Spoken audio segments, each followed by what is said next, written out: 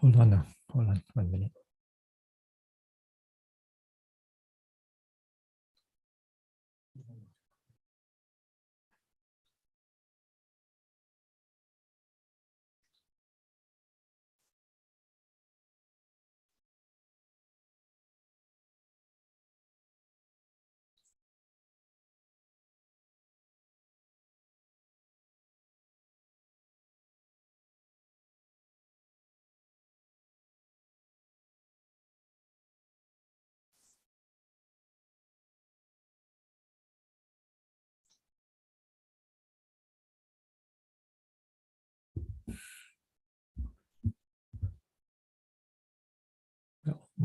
All the background all blur. Wait. I so have tonight. Tonight I'm the host. Hold on now, everyone.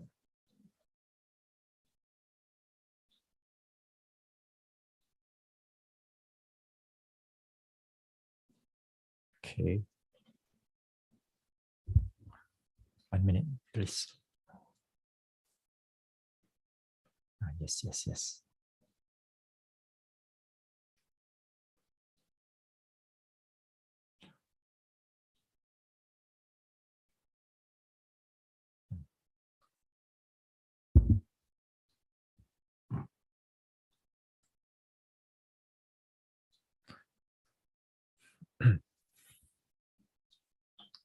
Okay, let us start now.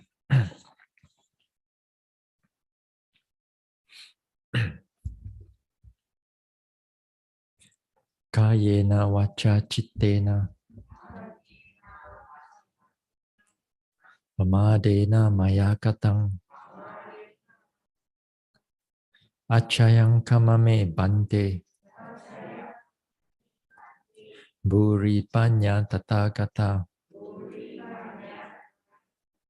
kayena vacha chittena pamadena maya katang achayang kamame dhamma sanditika akalika kayena vacha chittena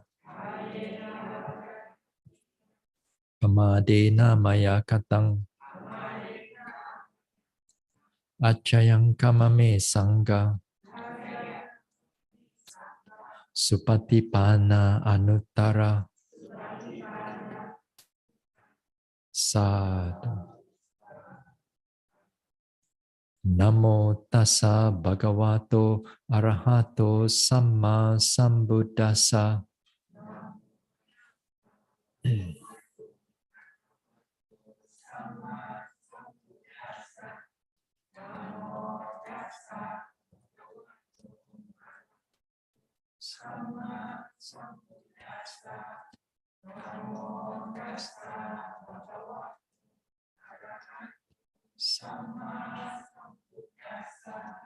Buddhang saranang gacchami. Dhammang saranang gacchami. Sanghang saranang gacchami.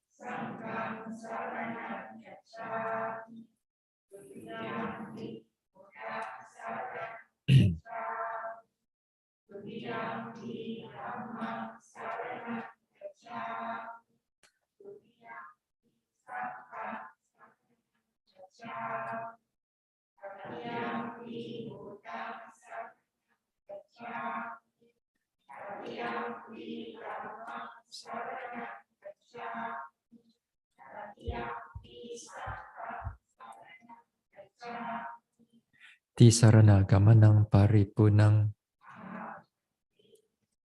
panatipata veramani sikkhapadang samadhiyami.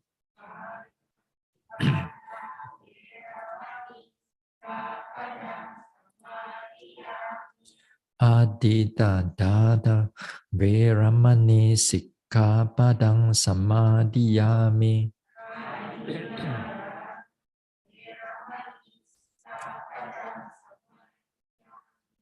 Abrahmacharya Veramani Sikkhapadang Samadhiyami.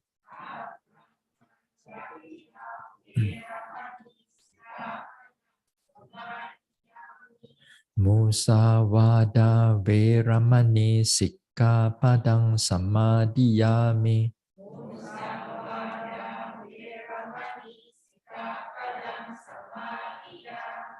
Sura Meraya Maja Pamadatana Veramani Sikkhapadang Samadhiyami.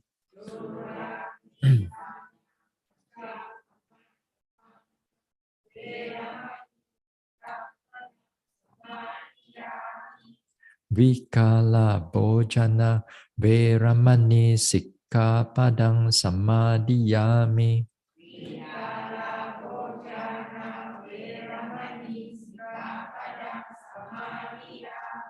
Nacha Gita Vadita Visuka Dasana Malaganda Vilepana Dharana Mandana Vibhusanatana Veramani Sikkhapadang Samadhiyami.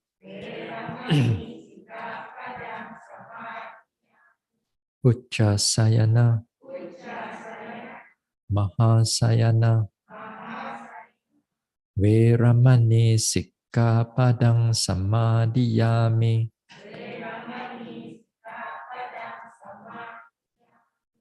Idang me silang Magapala Nyanasa Pachayo Hotu Appamadena Sampadeta Sa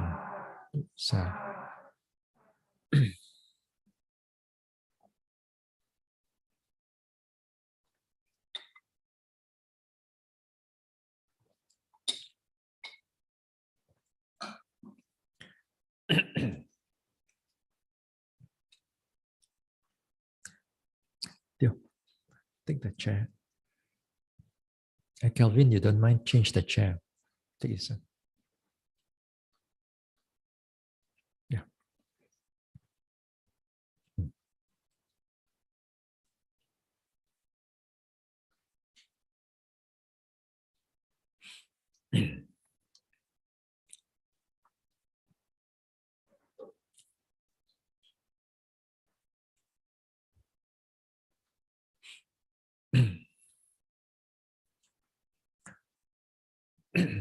All right. So tonight, not many questions. So we'll do a bit of guided on the 32 parts of the body.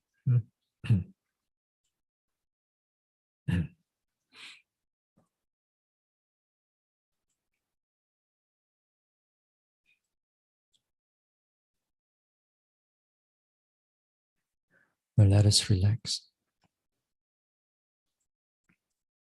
Now let us relax the body.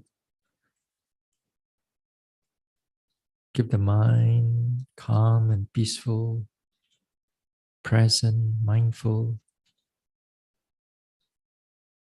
Let go of all the thoughts, memories, planning. Let the body relax, all the fatigue, all the tension, we let it all go.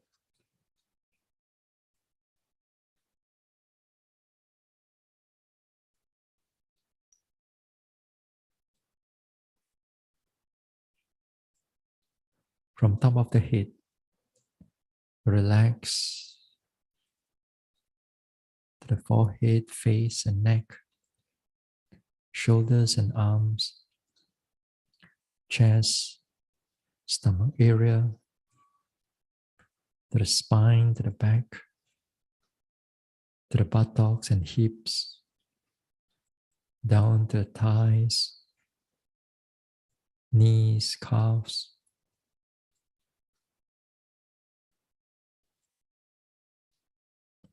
ankles,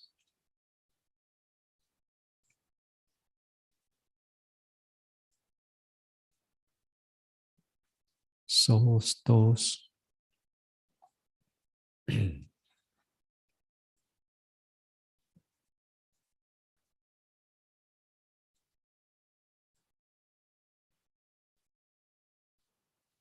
Let us begin. Head hair, body hair, nails, teeth, skin. Head hair, body hair, nails, teeth, skin. Head hair, body hair, nails, teeth, skin. Head hair, body hair, nails, teeth, skin.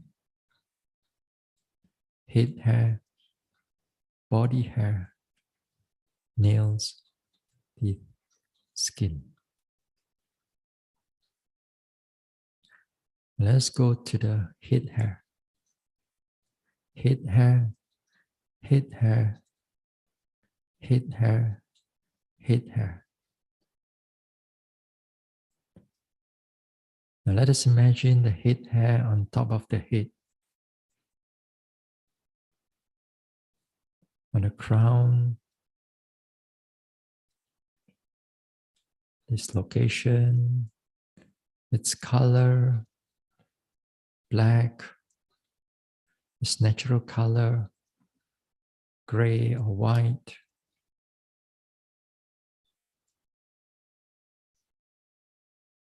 Or light color.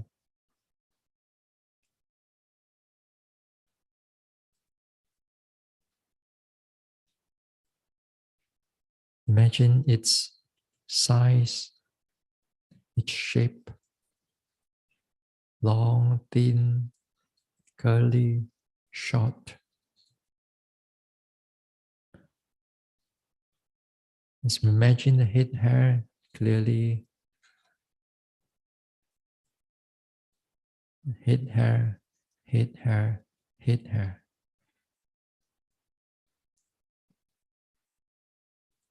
Now let us imagine its foulness of the head hair. When it's disconnected from the body, like it's on the drainage of the toilet or the bathroom, then all piles of head hair, then this time it is no more beautiful, no more pleasant. It is foul, it is ugly.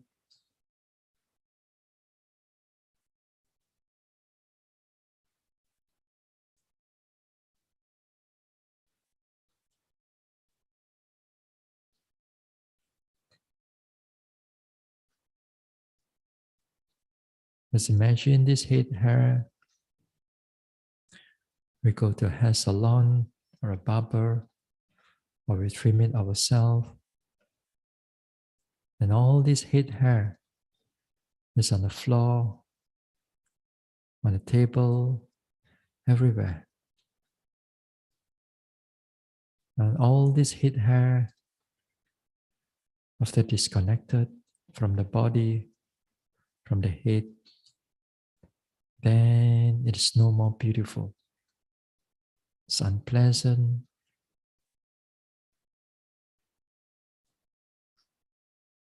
It's ugly. It's non-attractive. So to bring about the mind, not to attach to all the nature, to all the body.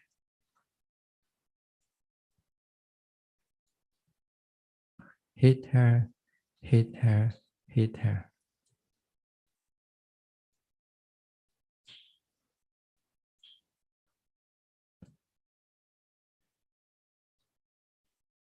Now let us go to the next one. Body hair, body hair, body hair. body hair, body hair, body hair.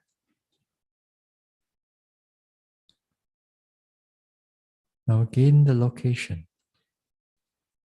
All hair below the head hair. We categorize them as body hair. Eyebrows, eyelashes, mustache, beard, throughout the whole body, down right to the toes.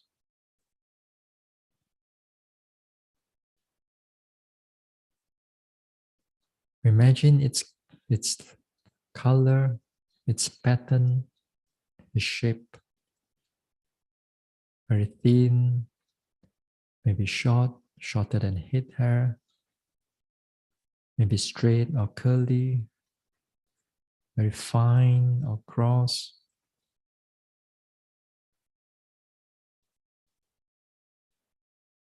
Body hair, body hair, body hair.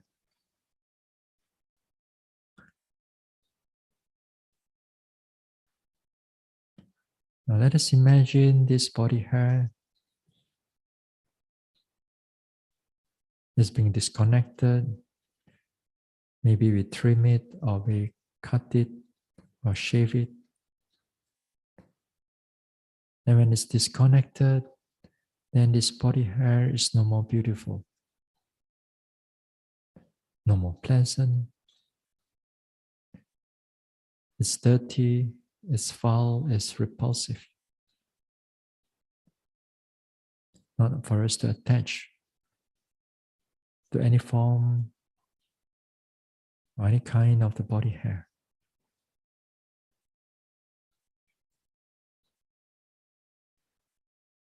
Let us imagine this body hair is disconnected and is on our food, soup.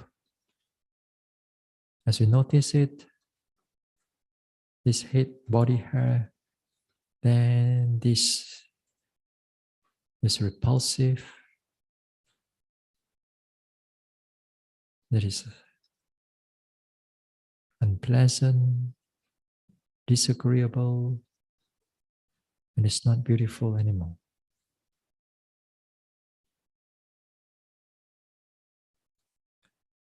Let us imagine this body hair. We leave it in its natural condition. That is to say, we don't clean it. And all the oil of the body, sweat, is all attached to the body hair.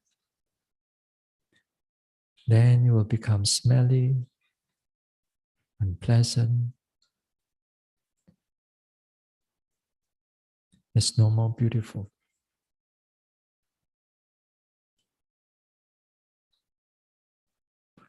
Body hair, body hair, body hair. Body hair, body hair, body hair.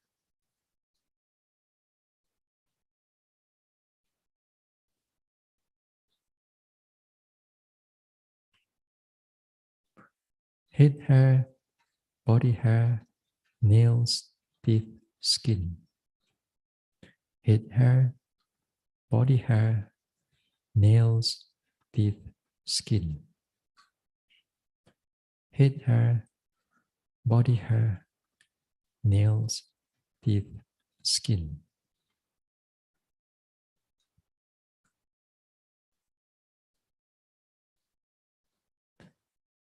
Now let go of the reflection. Bring the mind back again to the body, to the rising and falling of the abdomen. Feel the rise and fall of the abdomen. Feel the sensation of the body. And we slowly open our eyes.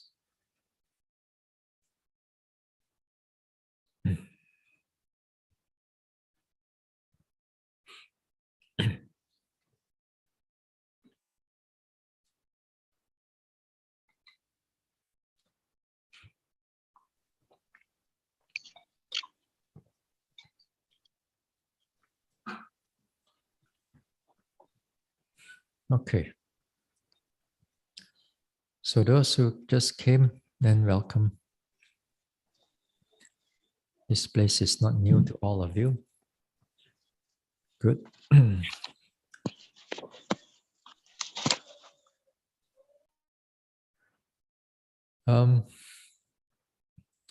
Jane, please.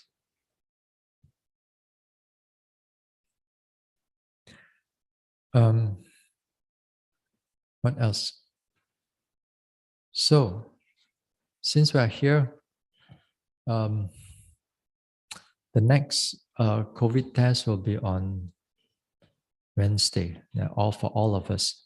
Yeah, for all of us. Every 2 weeks, we will do a COVID test if you are here.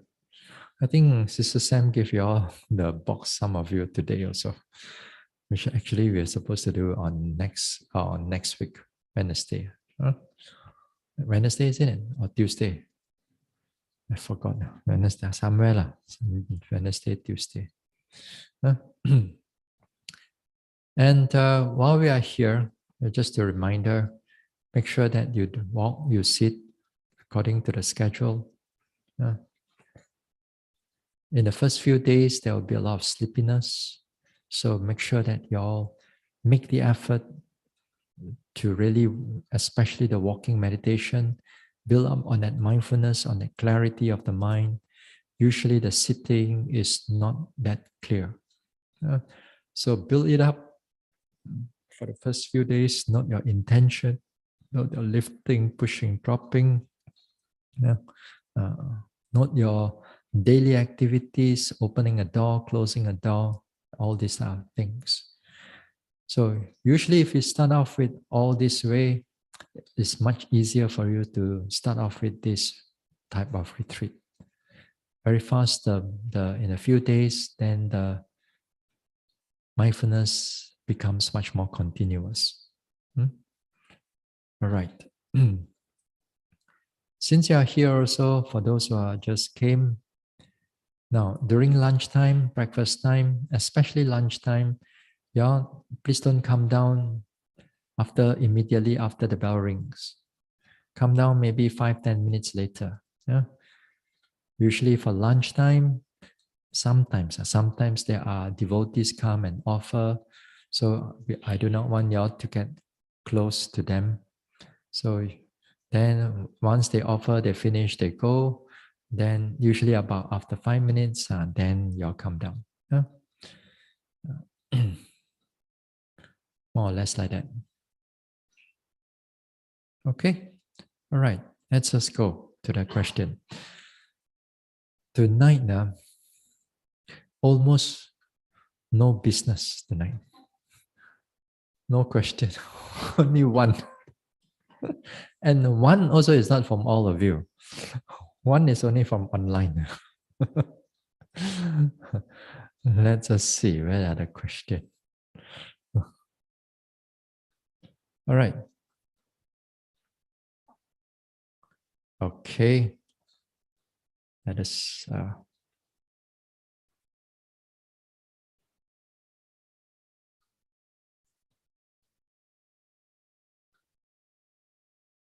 okay. Question is quite simple. Yeah? Bhante, what can one do to eliminate running thoughts during puja or chanting time? Okay. What can we do to eliminate running thoughts during puja or chanting time? Yeah. Over here every night, almost every night, you all do puja. Doesn't mean that your mind is always there, isn't it? Sometimes our mind also runs. Your mind runs, not a problem. Make sure my mind don't run. Because if my mind runs, I forgot which panatipata have I done or not, or musavada have I done or not, or maybe did. Sometimes I forgot. Once in a while, so I quickly have to listen to all what they are chanting. So once in a while, our mind sure runs. Yeah, our mind sure runs during this time. Now, especially during this time when the mind runs, you cannot do anything much about it. All you need to do is to make sure that you be mindful of it. You're mindful of your thoughts. Then when you're mindful of your thoughts, just bring it back to this one again. I noticed that for myself. When I do give this chanting and so on, if before I come down here, if I got a lot of things to do, let's say some people talk to me, some problem arises, and then I have to think, and then that time my mind is not so tranquil, not so peaceful. Then when I come over here, sit down here, then the mind a bit luan already. And then I know which one I go through. So that is this one. So for you, sometimes you forgot, and then make sure that you just bring the mind back again. There'll be times again and again you will forget, and the mind runs into a lot of things due to, again here, maybe because of your, especially those who are out there, because of a lot of your mind is running here and there before you sit down during the chanting. During the chanting, I mean, if those people who are doing a longer type of chanting, then it's a kind of like a concentration, mindfulness practice also. Here, what you need to do is that you learn to bring the mind, to calm the mind down, to follow the words, whether it's verbally or whether it's mentally, but just follow the words. When you follow the words as best as possible, once in a while the mind runs away, bring it back again and follow the words. Wait, hold on. Wait.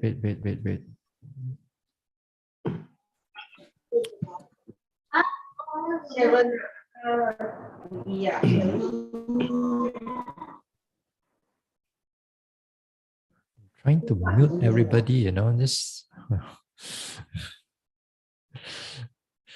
that's the problem when you're okay. Hold on now. Wait now, where's somebody? Hey, Sister Lowling Hill, I make you and the co-host. Anybody that comes in, make noise, or then mute this one, and then you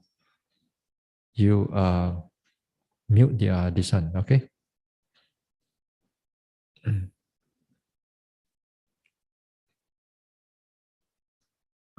All right, let me see. Okay. All right.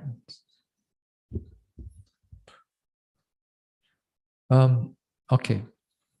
So as I said here again, then when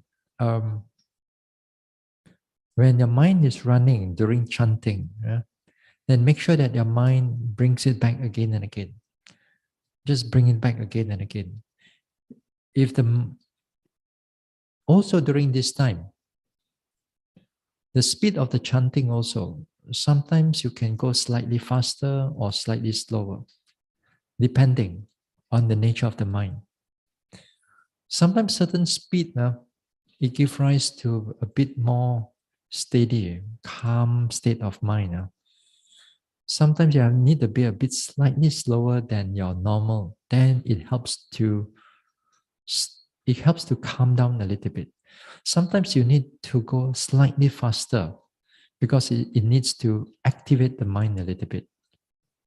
Things like something like what we do in noting the objects also. Sometimes you note a little bit faster, sometimes you note a little bit slower. So in chanting also something similar that we can do. You can go slightly faster, you go slightly slower. Sometimes you go on your normal speed. While you're doing that, then you bring the mind back again and again. Keep it noticing what you're chanting. Once in a while, if you can able to understand what you chant, that also is good. Sometimes we don't have to truly understand at that moment of time. We just go through all the words, again, word after word, verses after verses as you go through. Although you may understand it in other times, or you have read it before, but at that time you just go through the words. And then it helps kind of like to cool the mind down. And then it helps. Actually, sometimes this type of chanting, if one starts off with some chanting before meditation, especially at home, especially at home, then it can be helpful for the meditation also. It can be helpful in the sense that it helps to cool the mind down. But you must know how much you want to chant. Some people, they like chanting, they just spend the whole hour doing chanting. It's fine, it's not a problem. But if you want to actually do meditation, a deep meditation after that, then it's not too advisable to do a long meditation, a long chanting. Yeah? Because that type of chanting, if it's too much, it will carry on to your sitting meditation or walking meditation after that. Yeah? So it's not too advisable to do a long one. If you want to truly want to meditate at home, yeah, we do a shorter one. But if you don't plan to do long meditation, if you just want to do a short 15 minutes meditation, then of course you can do 1 hour chanting if you want to. Yeah? Some people are very good in it. They can 1 hour, they can chant from beginning of the book right to the end of the book. Yeah. Almost, they are professional, I call them. I cannot. Somewhere I forgot.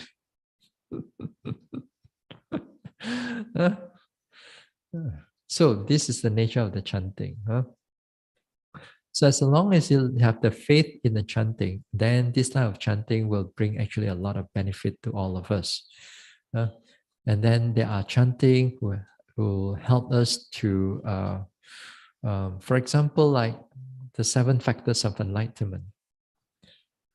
Now, what we are talking about, usually traditionally the 7 factors of enlightenment, when we do the chanting, it's for the purpose of helping to overcome certain sickness or certain illness or disease that the other person is going through. Okay, normally. And also this one is being demonstrated in the suttas that when the certain disciples of the Buddha chanted the 7 factors of enlightenment to the Buddha, not the Buddha, from the disciple to the Buddha, then the Buddha gets better. Due to the Buddha go through certain illness or sickness, it gets better. So therefore, it becomes a tradition that we use these 7 factors of enlightenment, so to chant and wishing that the person gets better. Normally. But that is on the surface only. When I look at this type of things, a little bit more different. I mean, this time it's a bit out of what you asked, of the person asked. But since it's connected to chanting, and also right now we are doing the 7 factors of enlightenment, I didn't talk about the chanting part. I only talk about the 7 factors of enlightenment in the meditation part, or more or less in the other factors that is helpful for these 7 factors of enlightenment to arise. So we didn't talk about the chanting part. So since this is an opportunity, maybe let us talk about it, how 7 factors of enlightenment can bring about overcoming an illness. And first of all, it doesn't mean that we don't need doctors anymore, Just chant and then hopefully you get well. Then doctor then doctor said tak payah cari makan already like that. So don't become too much about it,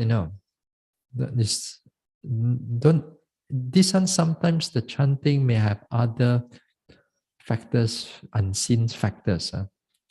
But what can be noticed now is this.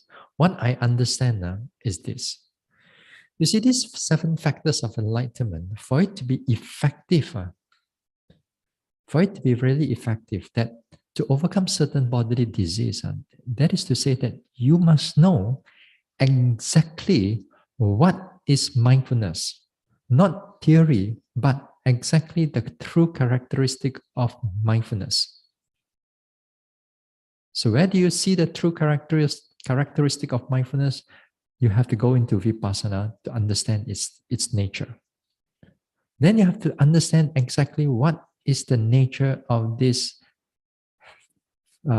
investigation of Dhamma. Exactly how is it like in the investigation of Dhamma? When it's a prominent object in the mind, how is it that this characteristic is like? What is the nature of this joy? How is it like when it's become prominent, when you're noting it?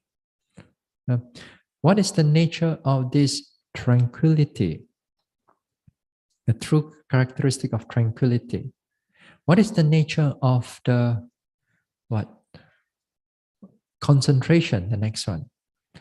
Exactly the true nature of concentration. Then what is exactly the true nature of equanimity? Sometimes equanimity comes in also, you do not know. You can't even differentiate which one is equanimity and which one is mindfulness, because they are all very similar. And again here, which one is tranquility and what is concentration? You can't differentiate.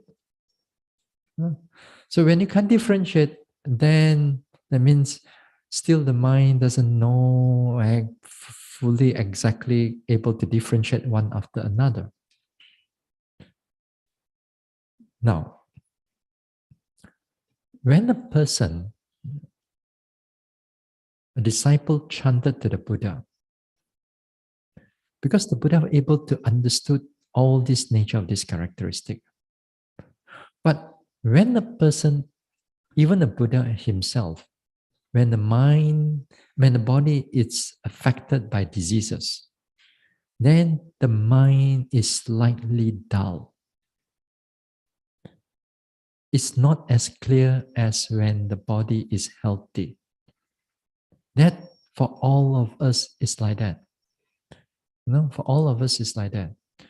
Doesn't mean that just because he's the Buddha, then the mind doesn't go a bit dull. Dull doesn't mean defilements, Dull means the mind is fatigued, tired due to the nature of the body. Okay, it affects the mind. So the Buddha, in the sense that when the mind is not so clear, then it asks the disciple to do the chanting. Or even any disciple that the Buddha chant to the disciple, because of the disciple able to understand these 7 factors of enlightenment, then what they do is that what happened during this time is this: when the chanting is going on, the words of sati that's going on, vichaya is sampa, sati, sambo, jango, and so on. As it goes through all these words, it directs the chanting itself, helps the person who is sick, to direct the mind towards it, towards what is sati, towards what is dhamma vichaya, towards what is piti, towards what is and what is tranquility, what is pasadi, and so on. So because of the mind, the person that's chanting, it directs the mind of the sick person to that particular characteristic of the mind. So the sick person arouses the sati, arouses each and every mental state. Because here, when they listen, the sick person is listening because of their vast practice that they have. All they need to do is somebody to help them to direct the mind towards it. Because when you're sick, sometimes the mind is not so clear. Things are dull, things are not here and there.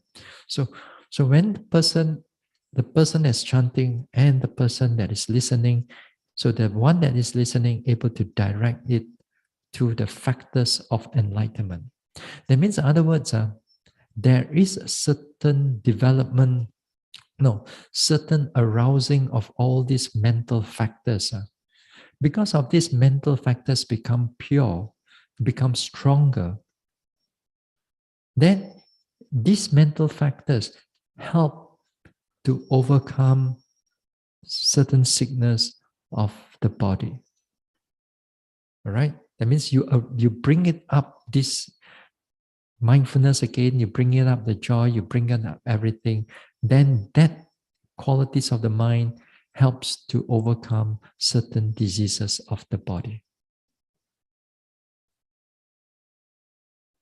Now, if let's say you are sick and I'm here and chant to you, then here neither you know mindfulness you do not know mindfulness stuff.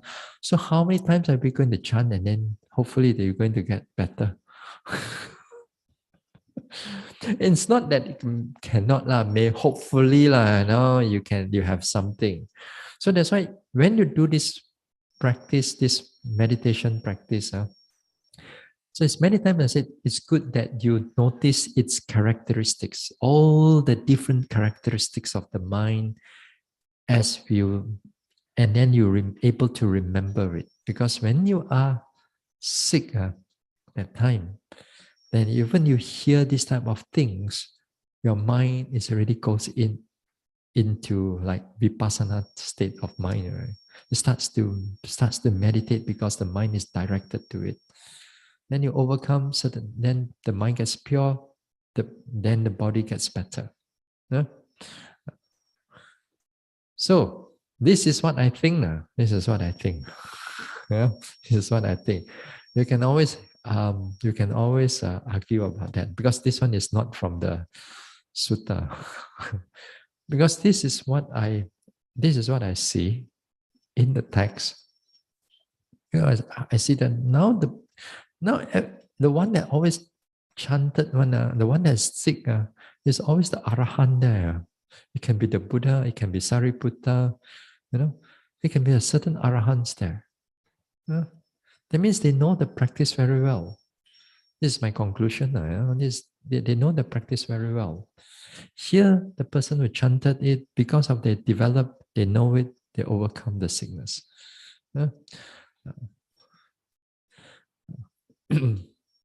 Try next time. If I'm sick, you all chant for me. See whether I get better or not. But we don't harap lah. We don't harap. We don't wish for just one thing only. So this is the nature of this chanting. And of course, other forms of chanting, they have other forms of protection also. Right? I'm not so good at chanting. I know here and there some chanting, but I'm not professional.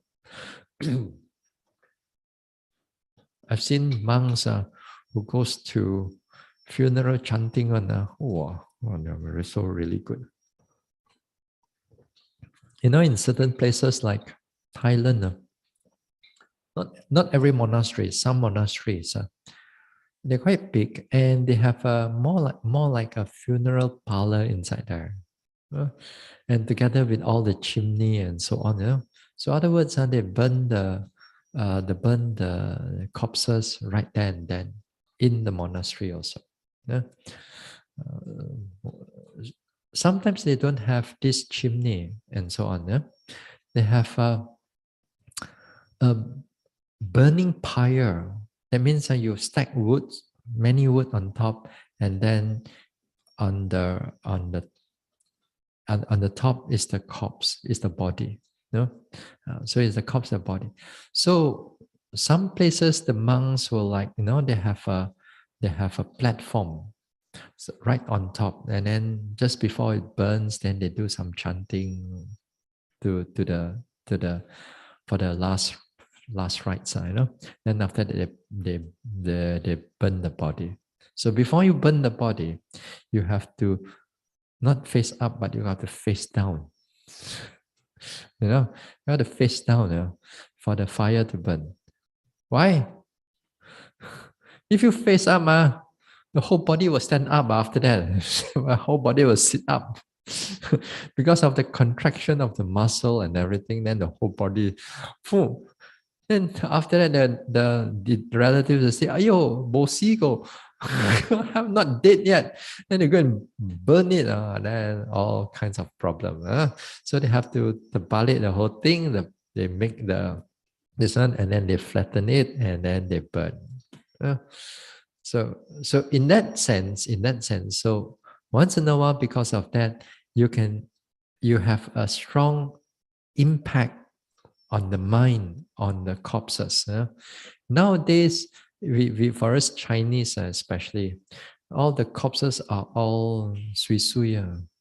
You open up a glass on top of the coffin, it's all like, say, for example, there are makeup. They are makeup, they are this one, everything looks nice and beautiful. But in over there, you see the corpse as they are. Then because of that, you have a strong imagination of all this head, hair, body hair, nail, teeth, skin, all the 9 channel ground contemplation is very effective. Yeah? So some of the places they have a very long chanting. The monks like they come in like every night for chanting, because if there are certain parts of the monastery is like a funeral parlor, then these monks, every night people died, and then they just go on chanting from one up the next, the one one group, and then the next day another group, the next day another group. I tell them these are very professional chanters. Anyway, there is a kind of a service, kind of a service to the public. So anyway, this is on something on chanting. Since your question is the mind runs, all you need to do is just to pull it back again. You cannot really stop the mind from running on. All right, that's about it on the Q&A. So what are we going to do now? 9 o'clock on here.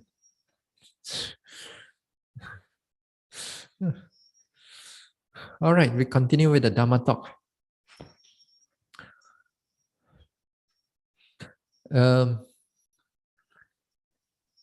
So yesterday we talked about what? Anger, ill will. Yeah. As I said, that this nature of this anger, this ill will, one has to be during in the meditation time, you got to see them as they are. And noticing their anger is not pleasant. It is burning, it is very difficult, it is very uneasy, it's very agitated. Sometimes this anger, for example, if you are doing sitting meditation, then the image of the person arises, then you get very angry, or the sound that arises unpleasant to you, disagreeable to you, you also get angry, very agitated, annoyed, irritated. Then, or sometimes when things are not right, the cushion also we blame the cushion. Sometimes, for example, there are some yogis meditate. Pain comes already. They don't see themselves that it's not enough mindfulness.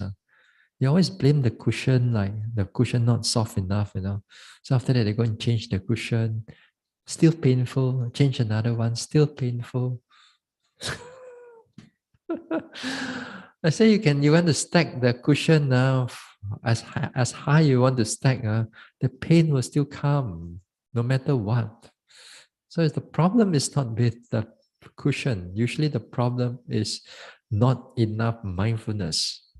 Not enough mindfulness, even if you have enough mindfulness, does not mean that pain don't come. Pain will still come, but even we make it more clearer. But that time you can able to withstand it. That time the agitation of the mind, the anger of the mind does not come in. The moment you finish, the moment your mindfulness starts to weaken, then all the agitation comes in. then that is where all your anger, irritation, annoyance connected with the pain or unpleasant feelings of the body starts come up. Every day, some of us have those uh, pressure and that this type of anger in us, this type of irritation in us. So difficult.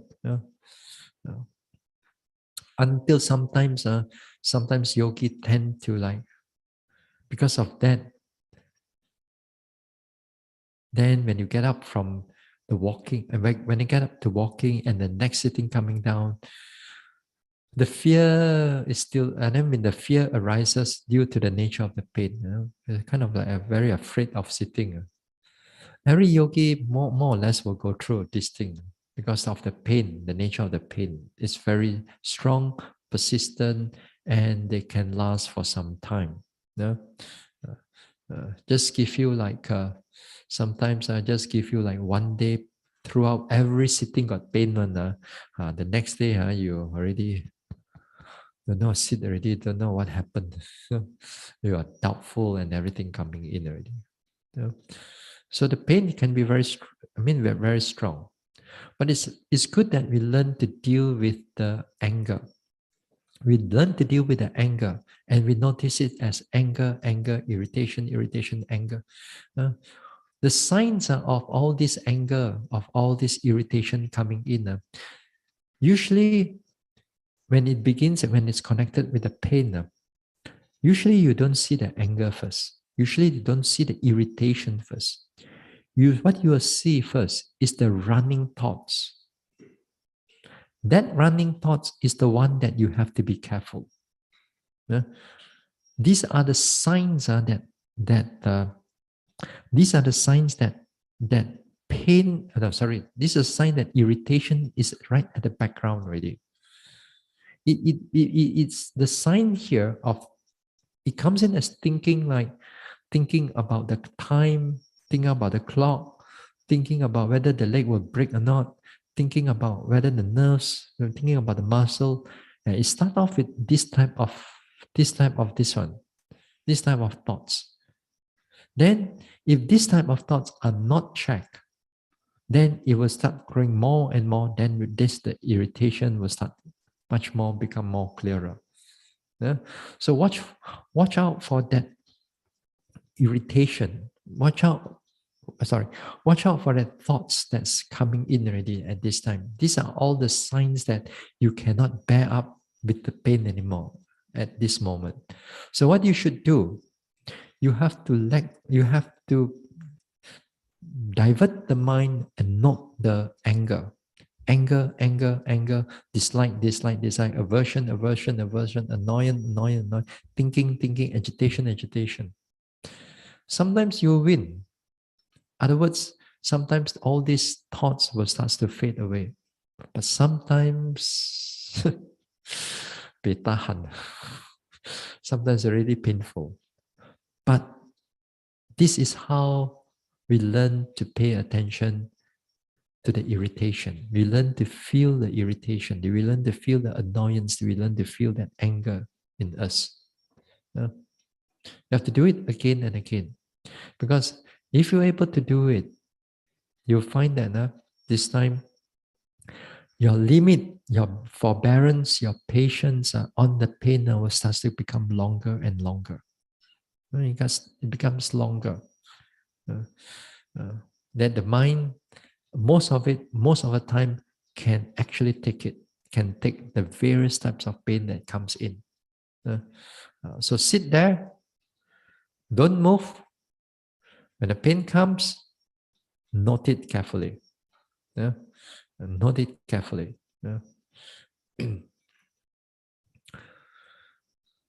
So this is how we pay attention to the anger. Sometimes when this anger arises, when this ill will arises, we, as I said yesterday, we note them directly. Anger, and then we see how the anger becomes stronger, becomes less, becomes disappear, sometimes it comes again, and you notice them in this way. And while you're noticing it, you also bring about tranquility also, calmness also. That is to say, you note them more softer. Firm noting, but a softer noting, in the sense that you note them slower, anger, anger, anger, anger, anger, anger. Although at this time, the anger is surrounded with all kinds of thoughts and all kinds of people that you notice. So as long as you notice as softer, and you don't go and identify, that this person you don't like, this person I like, this person I hate, this person I really, this situation I don't like. If you identify inside there, that means you are already drowned into the story. Then no matter how you note, you also fail. Yeah, you will fail. Yeah. So it's a it's a kind of skills in vipassana. You must learn to pull your mind out and note them as all these thoughts, all these images of the people that you don't like, the faces, the situation, the actions, all these things are just, tell yourself, it's just only mentally created only. They are not real. They are just mentally created only. But the anger that comes together with it, it becomes real, I know, this thing. So you note the anger, not anger, anger, anger. See how it more getting less and it disappear. Yeah? And it's good to notice it in this way. Yeah? For me, when this you can able to notice this type of objects, then it shows that at least the mind is more able to be acceptance of all these type of things. But sometimes, if this type of defilements arises, once in a while we'll meet with some teachers that they say that, oh, your meditation is no good already. Yeah, immediately they say your meditation is no good already. Because first of all, I do not know what they are doing, but reporting time, they don't want to hear all your hindrances, They want to hear all your central desire. They don't want to hear all your ill will and so on. Yeah? They just only want to hear your rising and falling only. Because of that, then yogis don't note all this type of sensation, don't notice all this type of mental states. Yeah? Another way of noting the anger directly is to note them in relation with other objects. Okay? In relation with other objects. Now, in relation to other objects, meaning that the subject is anger. You can note them, the causes that arises, therefore the anger arises. Or you note the anger, then what are the subsequent object that arises because of the anger? Okay? Because of the anger. Just now, the earlier example I gave is that we note the anger per se. We are not noticing in terms of other objects. We just note it is characteristic of the object. Okay. Now, these two different way of noting, it divides your meditation into whether it's doing Chittanupasana or doing Dhammanupasana. Okay. Chittanupasana in the sense that the word noting the mind, then the mind per se, you notice the anger, how it changed and so on. But in terms of your noting in relationship with other objects, then when you see interrelationship of what is happening and the subject here is the anger, then you begin to notice it as Dhammanupasana. Nevertheless, if you're mindful enough, Sometimes you will note it as Dhammanupassana, sometimes you note it as Chittanupassana.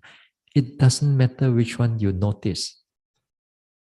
But at least sometimes you come out of it from it, you know, at least theoretically a bit, you know. But at that moment of time, don't try to be kagao, oh, Dhammanupassana better, Chittanupassana not so good. Not like that. Not like that. There's no which one is better or which one is less, you know. It's just different situation. The noting takes differently. Okay. Now in the Dhammanupassana, we take note of the anger. We take note of the anger, let's say it arises. Then when you take note of the anger, sometimes you also can take note of the cause for the anger to arise. Okay.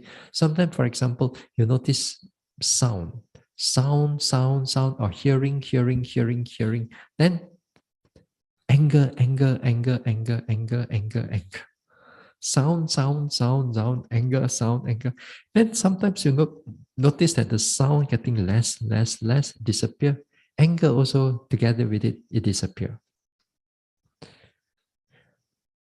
When we look at this in this way,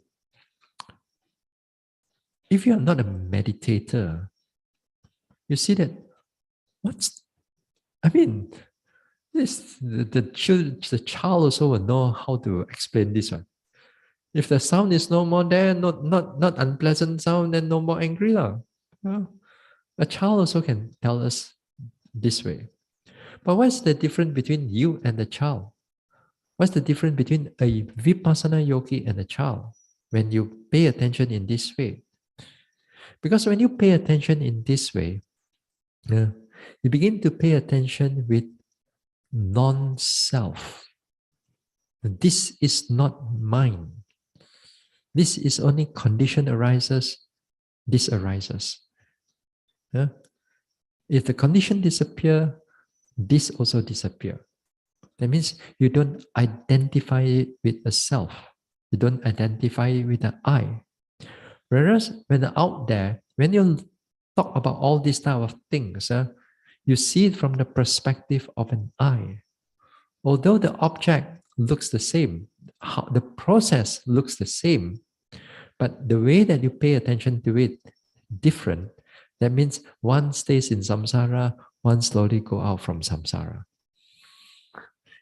That is a big difference there, but that is difficult for us to see. That is difficult for us to see.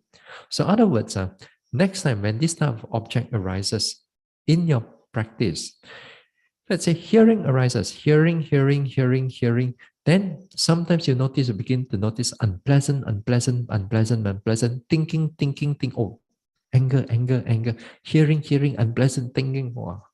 Then the cause effect becomes even more and more. You begin to see one after another, the process of what happened. Then anger is the main subject. Hearing, unpleasant, thinking, anger. So you see a process that is passing through. So if you're able to do that, then we're noticing in the way of Dhammanupassana. Okay? So you can try. You can try once in a while, when this type of things coming in. So too sometimes in the sensual desire, also the same thing. Sometimes you're not hearing pleasant things, then liking. It's already, the desire is already there, the liking is there. But sometimes if you pay attention a little bit more carefully, then you're not hearing, pleasant, thinking, oh, one thing. It's the same. There are process only. They are just process. But whether you pay attention to them carefully or not, that is another. Whether you do it or not, then that's another thing. So that means, in other words, you got to be very precise. We don't encourage a beginner to do like that. We don't encourage a yogi just begin the retreat to do like that. Because these are subtle objects. These are not a very clear objects. They are only clear when you are begins to able to develop certain certain level of precision and noting, and also, of course, you are a number of days into the retreat. Then you're able to bring up all your mindfulness, your precision of noting. Then you can able to see these type of things happening inside the mind. So when you notice these type of things, you find that this is not I, not I. This is not me. It's just only process only, one after another. So this is another way of how we note the anger or hindrances or any other object also. Yeah. All right. In the Dhammanupassana, it can go from different objects. You can connect with body object, feelings object, mental objects. This is the first of the three vipassana objects. The fourth is the Dhammanupassana. So the fourth Dhammanupassana is how these three interrelate. If you see how these three interrelate, then you see the fourth one. You see? If you only see rising and falling, let's say, you only see rising and falling, rising, and how the rising and falling changing and so on, that is fall under Kayanupassana. Yeah? But if you're noticing, like, for example, like you're walking, Kayanupassana is a lifting, pushing, propping movement. But then next time you begin to see the intention that arises, the very clear intention, a very clear noticing of the intention arises. The intention is the mind, but then the lifting, pushing, dropping is the body. But they are two connected. Because of their connection, the interconnection of that, actually it falls under Dhammanupassana. But we don't go and differentiate it so much. Most of the time we thought that we are still doing Kayanupassana, but actually we are doing Dhammanupassana because you notice the mind clearly, the consciousness arises, the consciousness affecting the movement to take place. So when it happens like that, then it falls under Dhammanupassana. All right? Now, so too, when you notice anger, just now we notice the anger from the causes that arises, then the anger comes because there are a number of causes in between. You're noticing it, then the anger is here, right? Just now I said also when the anger also it gives rise to effects also. What are the subsequent effects that because of the anger? Okay, now, so you notice the anger. Anger. Then you notice that your neck becomes all cramped up. The hands also like, sweat also come out. Because bosong then you notice that you sit also, you want to like that, then like that, start fidget already. Or sometimes even more thoughts coming out. Because of that anger, it processes even more thoughts. All kinds of mental creation about the person, about the thing. So again, what you should do is this. You notice their process, not that I am again. This is just only, everything is just a process. You know, anger, thinking, body tightening, burning, sweating. You know, all the process as it go through.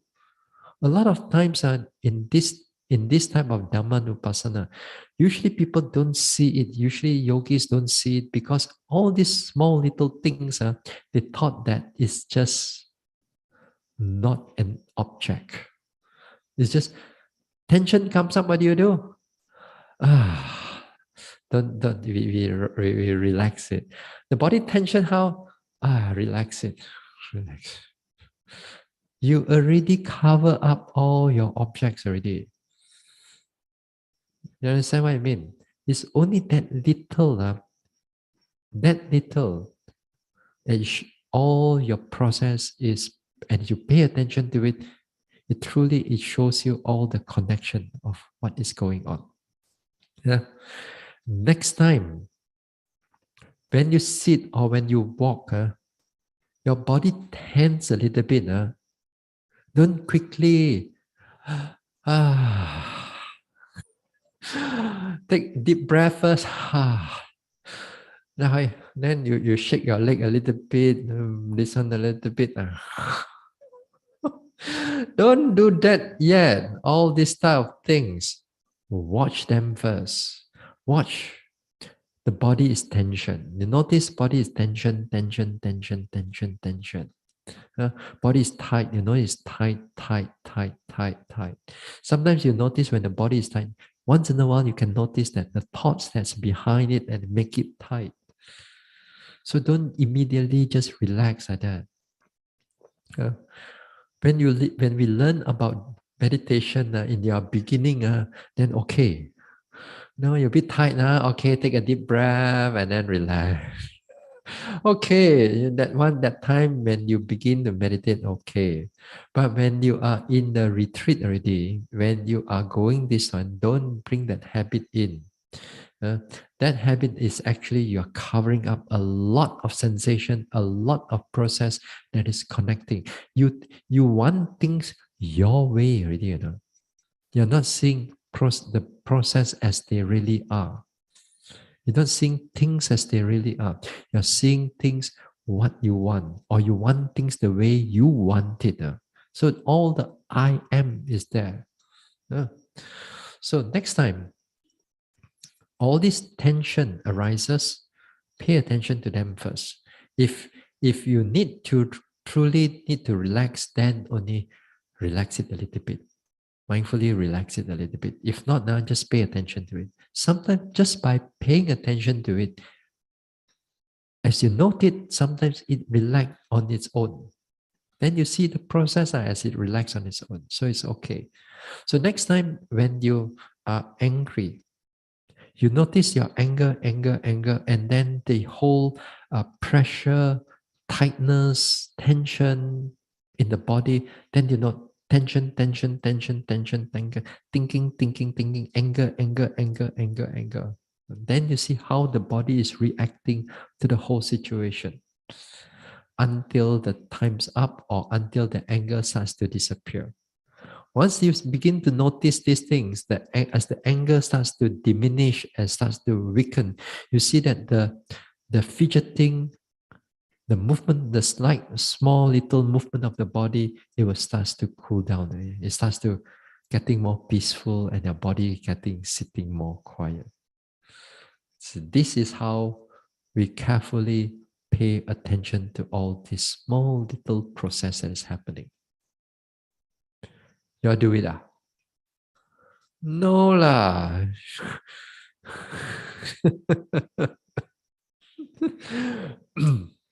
Dhammanupassana is not that easy, you know. It's not that easy. So you got to be really non-attached to the body, non-attached to the mind, or whatever process that's happening. You pay attention to these type of things.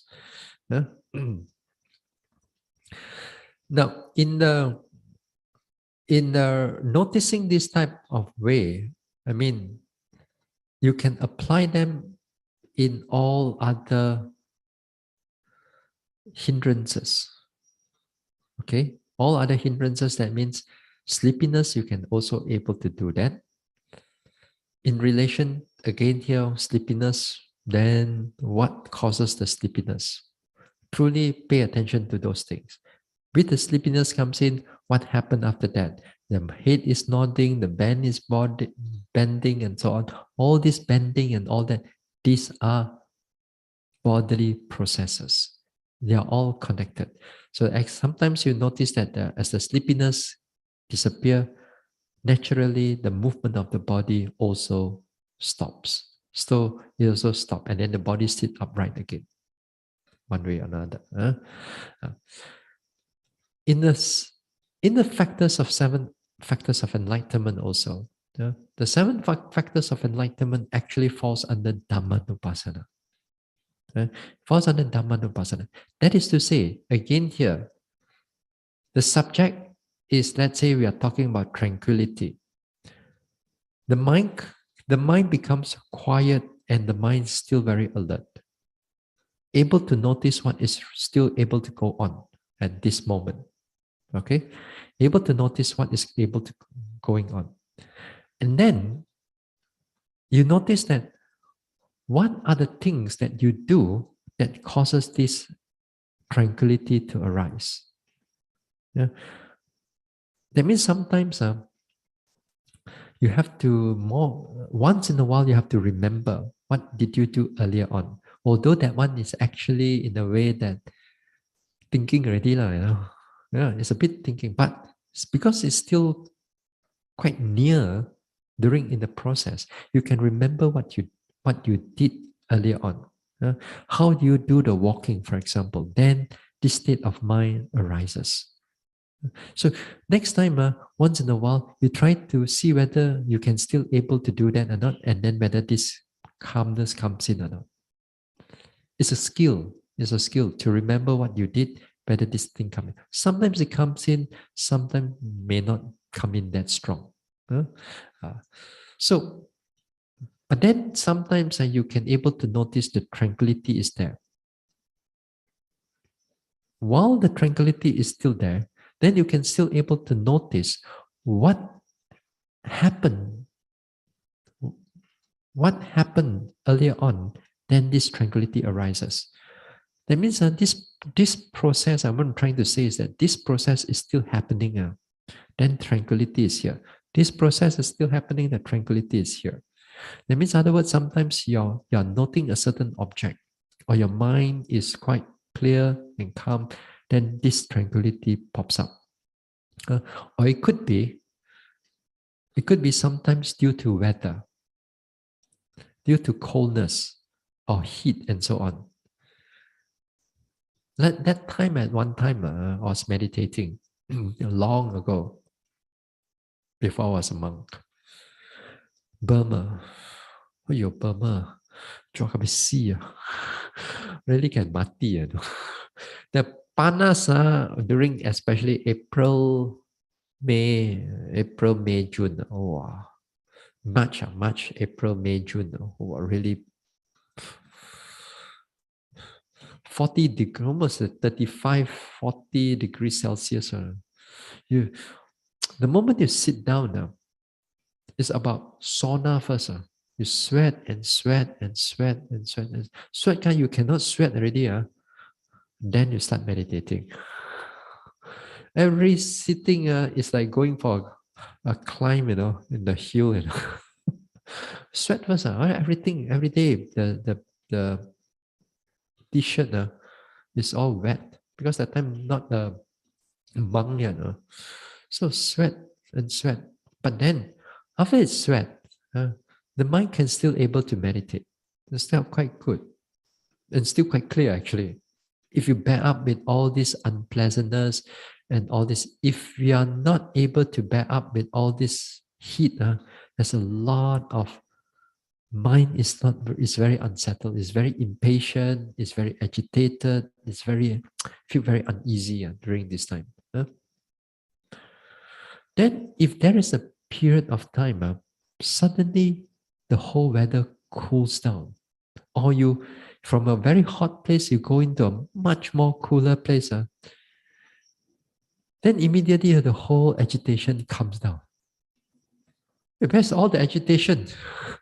It's all so quiet, quite nice. Just a change of the weather, a change of the temperature. Just a little bit change of the temperature from 35 degrees down to 30 is already enough for the mind to cool down already. Whereas sometimes here 30 degrees we're still very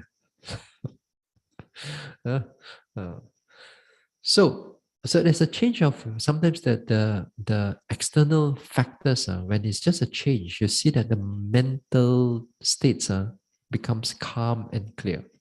The agitation does disappear. So this is something that I see it for myself.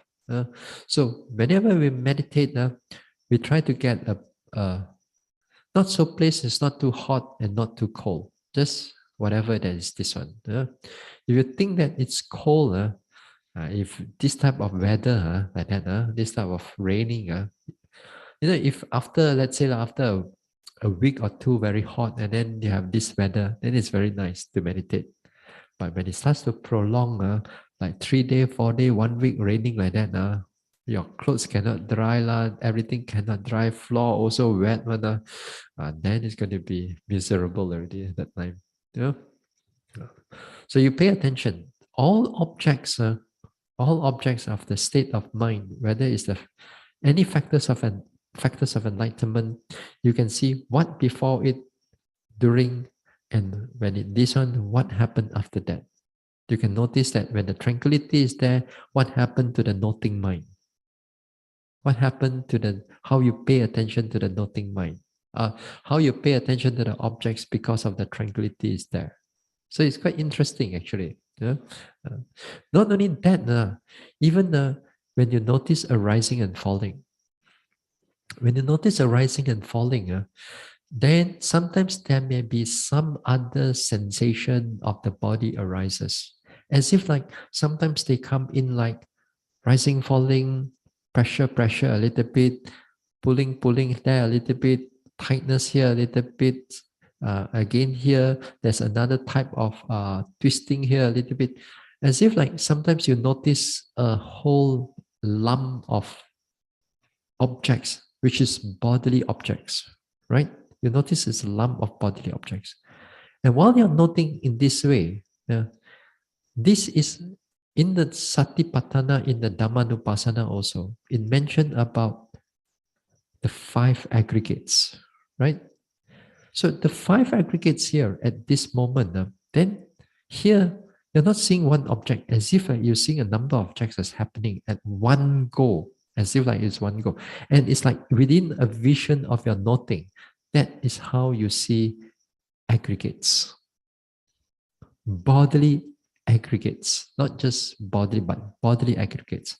Now, when you see these bodily aggregates, then also you notice that what before that, or what causes this, that you can able to notice these bodily aggregates. So with this body aggregate, what happened after that also? Then you can see the process is taking place. So this within this Dhammanupassana, there is a number of ways how we pay attention to it.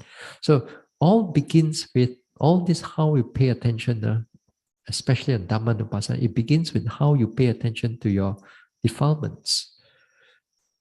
Hearing, dislike, one thing. This all lah, I know. You start off with all this way. Then next time your mind becomes more and more skillful in noticing all these various objects. Yeah? It can be done. Yeah? Okay, we'll continue the talk on Monday. All right, so stop here.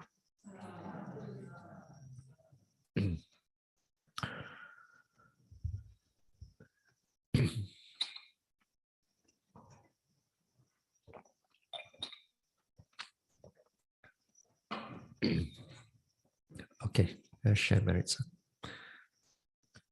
Idang me bhavanang nibbanasa pachayo hotu. May my mental cultivation be a condition for the realization of Nibbana. Imang no punya bhagang sabba satanang dema. We share these merits with our departed ones, with all beings and all the devas. Sabbe satta sukhi hontu anumodantu. May all beings be happy. May they rejoice in these merits. Sadhu, sadhu, sadhu.